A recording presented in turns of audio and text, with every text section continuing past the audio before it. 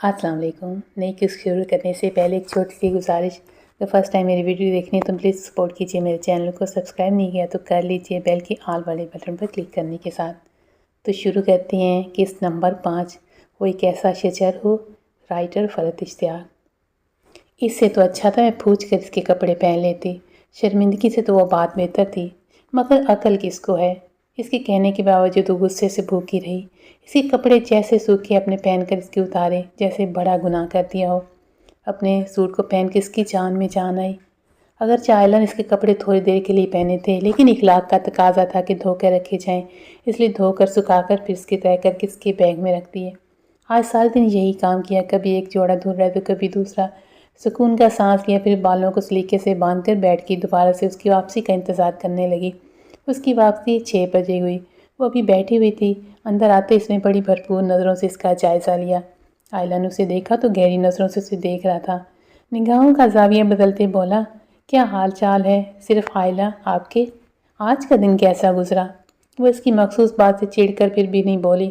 وہ بیٹھ کر شوز اتارنے لگا اور خود پر پھر افسوس کرنے لگا، میں بھی کتنا پاگل ہوں. اس نے واپس سے شوز پہننے شروع کر دیے. وہ حیران ہو کر اسے دیکھ رہی تھی. باہر زبردست قسم کے تیتروں کا شکار کر کے لایا ہوں، بھون کر کھائیں گے. سوچا تم کوکنگ میں ایکسپرٹ ہو، پوچھ لوں کیا ضرورت پڑے گی. پاس دیہاتے بتا دو کون سا سامان لے کر آؤں. اپنی بات ختم کر کے اسے سوالیہ نظروں سے دیکھ رہا تھا. تو آئلن نے اسے 2-3 چیزیں بتائیں اور وہ یہ کہہ کر چلا گیا کہ آتا ہوں ابھی لے کر. وہ واپس آیا، چیزیں اسے پکڑا کر پھر واپس چلا گیا. وہ اس کے پیچھے آئے تو دیکھا باہر اچھے طریقے سے تیتر صاف کر رہا تھا. اسے دیکھ کر بولا، اندر سے کوئی برتن لے آؤ، انہیں دھو لیا جائے. اس نے حکم کی تعمیل کی. میرا خیال ہے آپ اچھی طرح سے ان کو دھوئیں گے. اس نے برتن اسی کو پکڑا دیا اور پھر خاموشی سے برتن پکڑ کر جھیل کی طرف جانے لگی. لیکن اسے ہمت نہیں ہو رہی تھی کہ بول سکے، مجھے اکیلے جاتے ڈر لگتا ہے اس ٹائم. اسے عجیب طرح کا خوف آ رہا تھا. پیچھے دیکھا تو وہ خیمے میں جا چکا تھا. اس کا ڈر اور بھی بڑھ گیا. وہ کہاں دیکھ رہی ہو؟ میں یہاں ہوں. اپنے بالکل قریب سرگوشی سنائی دی تو وہ چیخ پڑی، آئندہ اگر تم میرے سامنے چیخی نا تو میں تمہارا گلا دبا دینا ہے. آپ کہاں سے آگے؟ میں نے آپ کو آتا نہیں دیکھا. وہ اب تک حیران تھی. انہی پتھروں پر چل کے آئے ہوں. آپ کے گھر میں کوئی کہکشاں نہیں ہے. آپ کو ڈر سے فرصت ملے تو دیکھے نا. وہ آرام سے شعر کو بے محل استعمال کر کے مسکرا رہا تھا. مجھے پتا ہے ڈر کے مارے تمہاری حالت خراب ہے، اسی لیے آ گیا. اب جلدی سے کچھ ہاتھ چلاؤ، بھوک لگی ہے.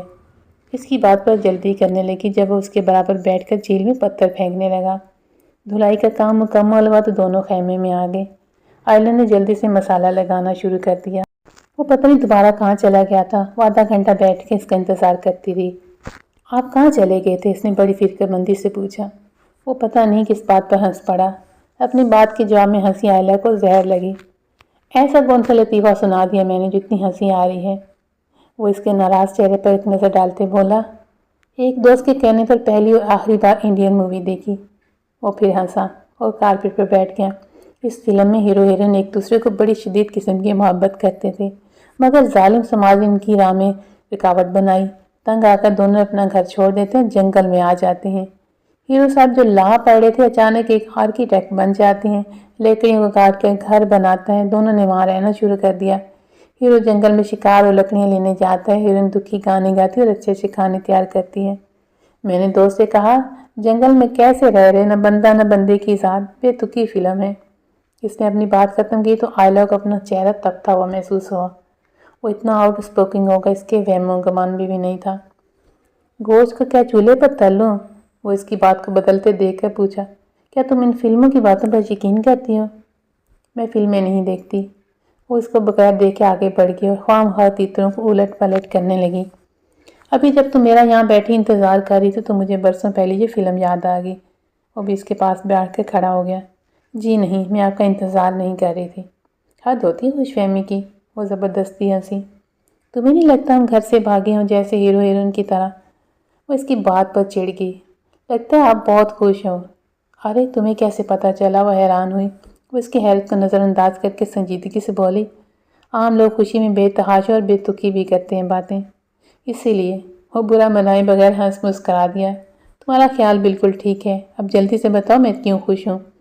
آپ کی خوشی غالباً چیتوں شیروں تک محدود ہے. انہی کے مطابق کوئی بات ہوگی. مان گئی میں تمہاری ذہانت کو. اب کہ جلدی سے اٹھا کر باہر چلو، وہاں میں تمہاری دعوت کا انتظام کیا ہے. وہ سارا لگے تیتروں کو اٹھا کر اس کے پیچھے باہر آ گئی۔ خیمے سے کچھ فاصلے پر اس نے لکڑیاں جلا رکھی تھیں۔ سیخوں سے ملتی جلتی چیز پتہ نہیں کہاں سے لے آیا تھا۔ وہ سیخوں پر تیتر چڑھائے بولا، تم نے کبھی ایسا ڈنر کیا ہے؟ آئلہ نے نفی میں سر ہلا دیا اور بھی اس کی مدد کرنے لگی۔ گوشت کے بھوننے کی خوشبو، لکڑیوں کے جلنے کی خوشبو ماحول کو خوبصورت بنا رہے تھے۔ ایسے لگ رہا تھا جیسے دونوں پہ پکنک منا رہے ہوں۔ کچھ دیر کو تو وہ بھول ہی گئی کہ وہ کن حالات کا شکار ہوئی تھی، گھر والے کیسے پریشان ہو رہے ہوں گے۔ چاند نے جیسی ساری چاندنی انہیں پر نچھاور کر دی ہو۔ ماحول کا اثر تھا یا تیتر واقعی مزیدار تھے؟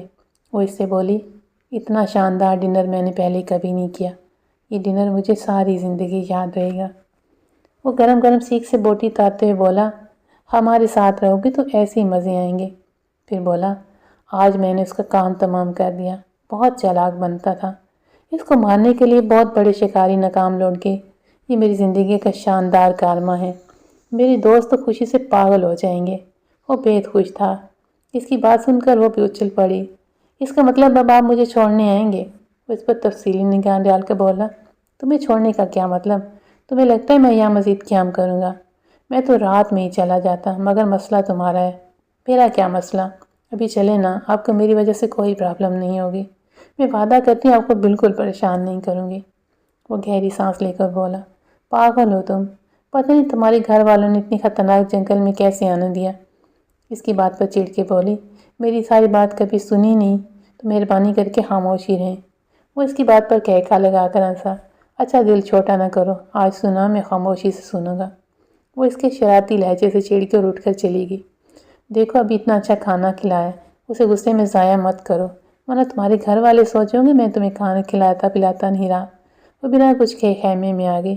کچھ دیر میں وہ بھی اندر آ گیا۔ آئلہ بیڈ پر بیٹھی تھی۔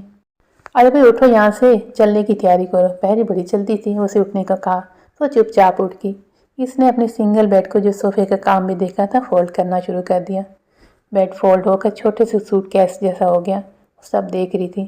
میرا خیال ہے تمہیں مہمان بن کر کھڑے ہونے سے بہتر ہے کہ میرا ہاتھ بٹاؤ تاکہ جلدی روانہ ہو سکیں۔ آئلہ سن کر ان برتنوں کی طرف آ گئی اور جو کچن کا حصہ بنا ہوا تھا برتن سمیٹنے لگی۔ جسے سب کھانے پینے کا سامان برتن بیگ میں بھر دیا، میز کی طرف آئی، بولی، کتابیں یہ کہاں پہ رکھوں؟ یہ سامنے والے بیگ میں ڈال دو۔ سارا سامان بن گیا تو انہوں نے اٹھا کر جیپ میں رکھا۔ سارا کچھ رکھ کے وہ جب خیمہ اکھاڑ رہا تھا اس نے دیکھا کہ وہ ایک درخت کے پاس کھڑی کچھ کر رہی تھی۔ ہارون اس کے پاس آ گیا۔ وہ اس کی آمد سے بے خبر تھی۔ درخت پر اپنا نام کھود رہی تھی۔ تمہارا کیا دوبارہ یہاں آنے کا ارادہ ہے؟ پتہ نہیں، لیکن میرا دل چاہ رہا تھا بہت سالوں بعد جب کوئی یہاں سے گزرے تو میرا نام دیکھ کر سوچے۔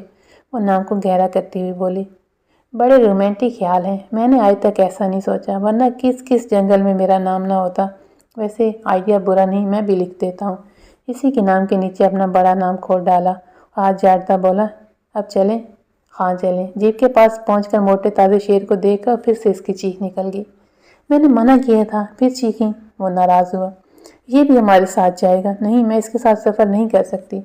نہیں جاتی تو مت جاؤ، رہو یہیں، میں تو جا رہا ہوں۔ وہ جیپ اسٹارٹ کرنے لگا۔ آپ مجھے چھوڑ کر جا رہے ہیں؟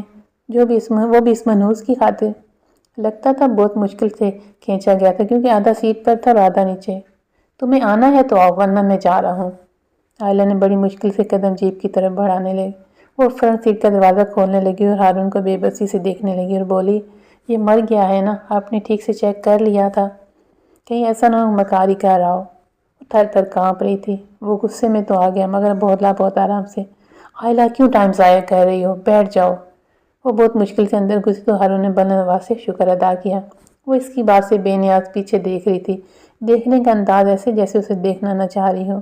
وہ اس کے اتنے زیادہ خوفزدہ ہونے پر رحم کی نظروں سے اسے دیکھنے لگا۔ اب کیا میں حلف اٹھا کر کہوں کہ یہ مر گیا ہے؟ وہ ناراض انداز میں بولی، آپ نے میرے ساتھ اچھا نہیں کیا، شیر کو میرے اوپر ترجیح دے کر میں نے انسلٹ کی ہے۔ یہ بات اگر معصوم جانور کے بجائے کسی خاتون کے لیے بولی ہوتی تو میں آپ سے معذرت کرتا۔ آئلہ نے چونک کر اس کی دیکھا تو مسکرانے لگا، مجھے بڑی جلدی اسے ٹھکانے سے پہنچانے کی، اس کی لاش سڑے نہیں، میں نے کچھ طریقے سے محفوظ کی ہے۔ تم یہ بتاؤ تمہیں جانا کہاں ہے؟ اس کی بات کے جواب میں بولی، ویسے مجھے نیروبی جانا ہے مگر آپ کو جہاں سہولت تو چھوڑ دیں۔ تو ہنس کر بولا، اچھا تو آپ نیروبی میں رہتی ہیں؟ وہ اس کی ہنسی پر حیران تھی۔ آپ کچھ عجیب سے ہیں، میری سمجھ میں نہیں آتے۔ شاید لیلا ہوتی تو وہ بہت انجوائے کرتی، وہ تو سب گھر والوں کو بھول بھال کے آپ کے ساتھ شکار پر نکل پڑتی۔ لیلا کے ذکر کے ساتھ ہی اسے ان دونوں کی فکر ستانے لگی۔ یا اللہ وہ لوگ بخیریت ہوں۔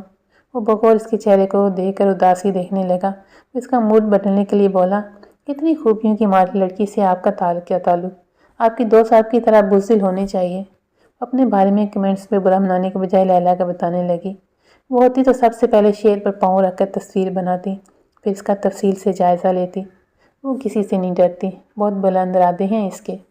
وہ خلاباز بننا چاہتی تھی، چچی نے نہیں کرنے دیا، اس سے یہ شوق پورا۔ وہ مسکرا کر بولا، کہاں پائی جاتی ہیں وہ یہ لیلا؟ کس جنگل میں ہونی چاہیے؟ ویسے اب تک اسے مل چکا، لیکن مجھے تو سن کر ملنے کا شوق ہو گیا آپ کی لیلا کو۔ وہ بولی، منہ دھو رکھیے، اس کا نکاح ہو چکا ہے۔